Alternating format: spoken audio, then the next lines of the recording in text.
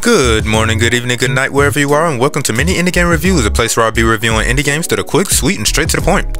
Today we're going to be looking at Akane, which is an indie title developed by Ludic Studios, a group of developers located in Brazil who is responsible for a few games that look rather nice, with all sharing somewhat of a pixel art form. Other than today's game that we're going to be reviewing, the other two standouts are the titles Kate, Collateral Damage, which is about a lady taking revenge out on the Yakuza, which is ironic seeing the plot of Akane, and also the soon-to-be-released Windrunners, where you play as planes. But out of Ludic Studios' catalog, there is one title that I believe serves as the prototype to Akane, which is damn near identical to its gameplay and controls, with the exception of being about robots. The name of the game is called Saigo's Ultimate Battle, and if you looked at the basic mechanics, it's safe to say that the essence remained intact with Akane, but just with a different coat of paint in regards to cosmetics. Thanks to DS Gameworks, this game was published. But anyway, today I'm going to be reviewing the PlayStation 4 version, so let's get into it.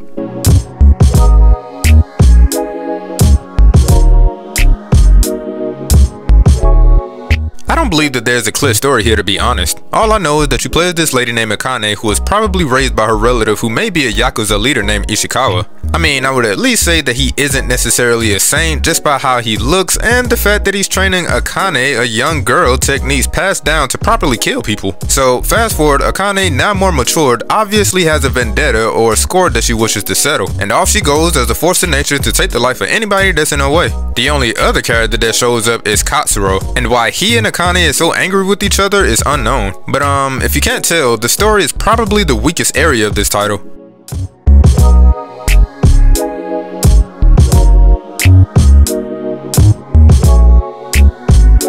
Akane possesses this pixel isometric visual depicting somewhat of a futuristic dystopian area that is probably located within the Eastern Hemisphere. This small little section is surrounded by neon light-filled signs belonging to establishments, people walking around looking punked out while others look like they're a member of the Akatsuki. Lastly, you see people that are a bit, let's just say provocative. And while I'm on the Naruto references, I like the little animation doing a certain attack that reminded me of Madara's eyes looking around. But I believe that isn't the only sign of inspiration. Looking at these red motorcycles reminded me of Akira, but that may be a reach though. So for a game such as this, let's talk about the display of decapitations. Whenever Akane shoots somebody or slashes them, a portion of their body depicts somewhat of a separation from their limbs, whether their heads be coming off their body or just been plain cut in half. Then the blood that splatters is a nice little detail too. Blocking and deflecting bullets and just how the overall movement looks is very smooth and brings to life the overall feel of the game. Just how these character models are shown within these hand-drawn pieces is stylistically designed beautifully.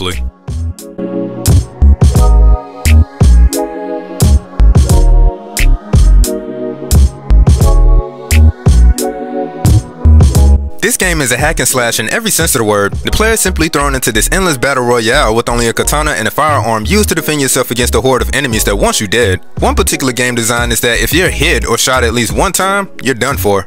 This rule would apply to most of your enemies, but there are ones who are massive and may need much more effort to put down. And speaking of your enemies, your foes are going to be coming at you from almost every corner of this unfortunately one and only stage this game has to offer. So, to develop some sense of crowd control, it's very important for the player's awareness and timing to be on point. This couldn't be more apparent with another game design that sort of puts another limitation on Akane, and that will be in the form of a stamina bar. This would prohibit this game from being another senseless and endless button masher. Slashing or even dashing across the screen to avoid attacks will use up your stamina, and when it runs out, you better pray that you aren't around your enemies or it's over. In these situations, I would suggest using a firearm while your stamina regenerates. Oh, and when the player takes out a foe, this will not only help you obtain more ammo for your gun, but would also fill up this meter at the bottom of the screen. This is known as your adrenaline meter. The more bodies that drop, the quicker this meter fills up until you can do one of two techniques which enters Akane into this bullet time for the player to direct where the player will want Akane to dash to destroy all enemies in that direction. Now, only half of this bar grants the player access to this ability, but if you want to go all out and destroy everybody on the screen, wait until the meter fills up completely and then you can begin to just go ballistic on everybody. With every tap of the attack button, it's another life that you claim for your own, until all that's visible is no more.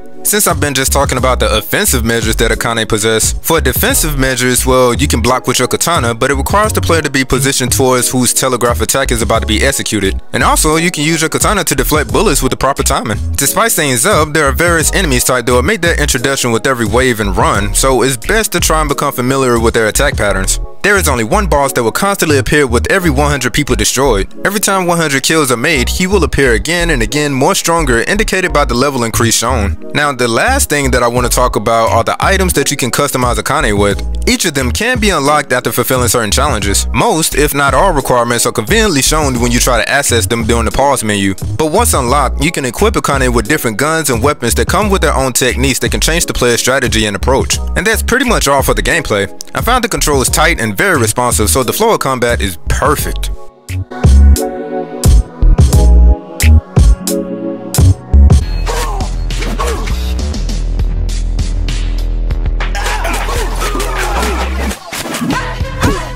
This game sounds fantastic. You can hear your katana cutting through the air when you're swinging. Blocking bullets and deflecting them can give you this ching sound.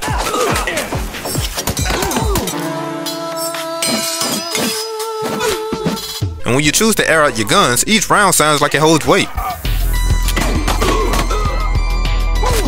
And last but certainly not least is the mention of the screams of the people that you cut down. One in particular would appear to be the Wilhelm scream. And if you don't know that popular scream, listen to this and tell me if you can hear the difference.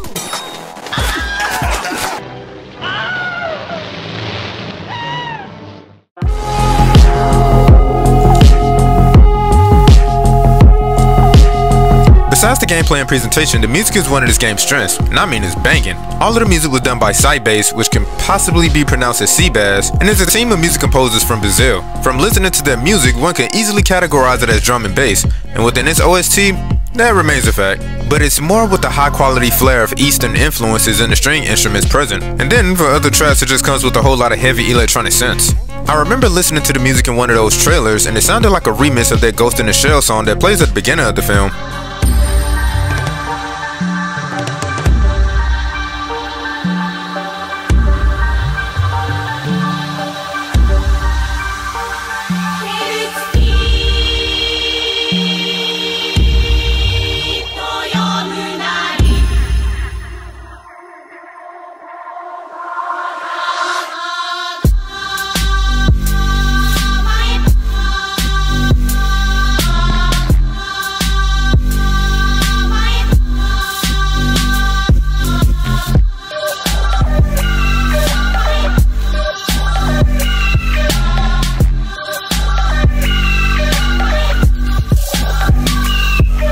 But my favorite track out of all is this song called Yellow Jumpsuit.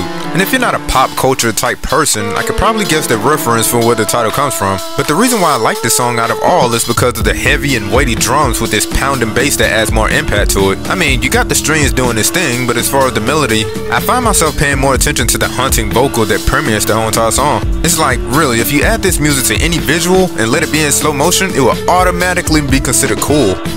But yeah, this whole entire soundtrack is just awesome. You can check it out for yourself via his Bandcamp along with other projects. Link will be in the description below.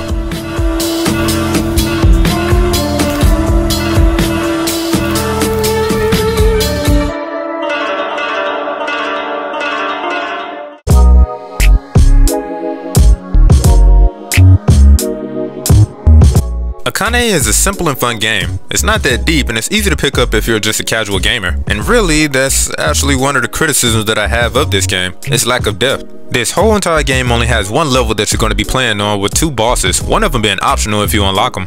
There are a couple of things that I wish that this game had, several of the things that would have made other games longer, such as bosses, stages, and more of a story to go by. Really, the only semblance of a story is given to the player after completing all of the challenges and unlocking everything. And even in that sequence, the player just quickly hit with some revelation with no build up, leaving the player just thinking, okay. But the game overall is okay to pick up and check out to burn off some time. Akane is now available for Nintendo Switch, PlayStation 4, Xbox One, and Steam for Mac and PC for no more than $5. If you played this game, let me know what you think about it in the comments below. And until next time, be safe out there, and peace y'all. And don't forget to like and subscribe. Hit up that notification bell, and I gotta go.